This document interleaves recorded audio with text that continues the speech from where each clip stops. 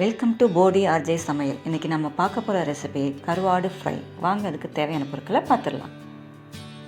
குச்சி கருவாடு ஒரு 100 கிராம், மிளகாத்தூள் 1 ஸ்பூன், மஞ்சத்தூள் அரை ஸ்பூன், உப்பு, ஆயில்.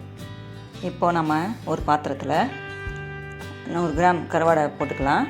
குச்சி கருவாடை அதில் கொஞ்சம் சூடான தண்ணியை ஊற்றிக்குங்க. ரொம்ப கொதிக்கக்கூடாது, ஒரு நார்மல் சூடாக இருந்தால் போதும். அதில் கல் உப்பு 1 ஸ்பூனை போட்டு நல்லா மிக்ஸ் பண்ணிக்கோங்க. ஒரு 15 நிமிஷம் நல்லா ஊறட்டும். அதுக்கப்புறம் நம்ம அதை க்ளீன் பண்ணிக்கலாம். இப்போது 15 மினிட்ஸ் ஆயிடுச்சு. இந்த மாதிரி நம்ம க்ளீன் பண்ணும்போது பூரா அவ்வளோ கசடாக இருக்கும். பாருங்கள் எவ்வளோ டஸ்ட் இருக்குன்ட்டு. ஒவ்வொரு மீன்லேயும் இந்த மாதிரி பிளாக் கலரில் இருக்கும். அதை எடுத்துருங்க. மண்டை இருந்தால் நீங்கள் ஃபஸ்ட்டே மண்டையை க்ளீன் பண்ணிவிட்டு தான் போடணும். இந்த மாதிரி பிளாக் கலரில் இருக்கிறத ரிமூவ் பண்ணிவிட்டு ஒவ்வொரு கருவாடாக எடுத்து நீங்கள் அதை க்ளீன் பண்ணிடணும். மண்டையெல்லாம் ஃபஸ்ட்டே நீங்கள் எடுத்துகிட்டு தான் ஊறவே போடணும். இப்போது நல்லா இதே மாதிரி ஒரு 7-8 வாட்டி நல்லா கழுவிடுங்க, க்ளீன் பண்ணிடுங்க. நிறைய மண் இருக்கும் அதில். அது இல்லாமல் அந்த கவுச்சி வாசனை போகணும். அந்தளவுக்கு நாம் நல்லா க்ளீன் பண்ணணும்.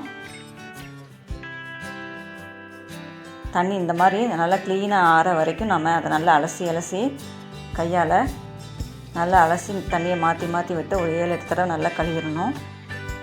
அந்த கருவாடு மேலே இருக்கிற எல்லா டஸ்ட்டையும் எடுத்துட்டு நீங்கள் க்ளீன் பண்ணிக்கலாம்.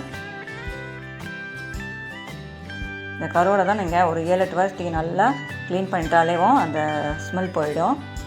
இப்போது ஒரு கடாயில் எண்ணெயை ஊற்றிக்கலாம். அதில் நம்ம கழுவி வச்சவங்க பார்த்தீங்களா கருவாடை எவ்வளோ பளிச்சுன்னு இருக்குன்னு. இப்போ ஒரு 7-8 தடவை கழுவினாலே உங்களுக்கு நல்லா க்ளீன் ஆகிடும் கருவாடு. இப்போ இந்த எண்ணெயில் தேவையான அளவு உப்பு போட்டுக்கலாம். நல்லா ஒரு தடவை கிண்டி விட்டுக்கோங்க.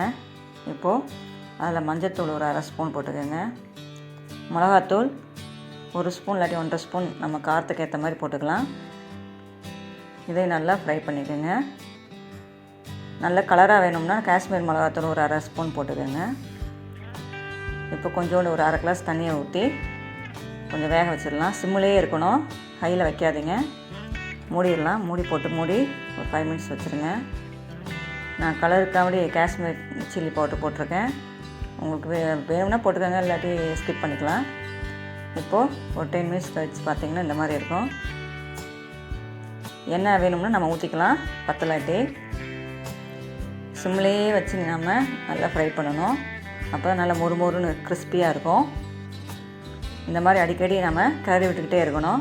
சாம்பார் வெங்காயம் பிடிக்கும்னு சொல்கிறவங்க இந்த ஸ்டேஜில் நம்ம சேர்த்துக்கலாம். சூப்பராக இருக்கும். ஃபஸ்ட்டே சேர்த்திங்கன்னா கறியிடும் வெங்காயம். அதனால் இந்த ஸ்டேஜில் சேர்த்தா நல்லா கரெக்டாக இருக்கும்.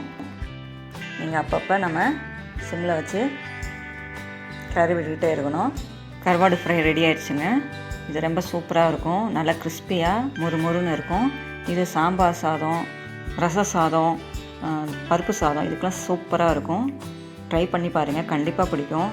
பிடிச்சிருந்தால் லைக் பண்ணுங்கள், ஷேர் பண்ணுங்கள், கமெண்ட் பண்ணுங்கள், சப்ஸ்கிரைப் பண்ணுங்கள். நன்றி, வணக்கம்.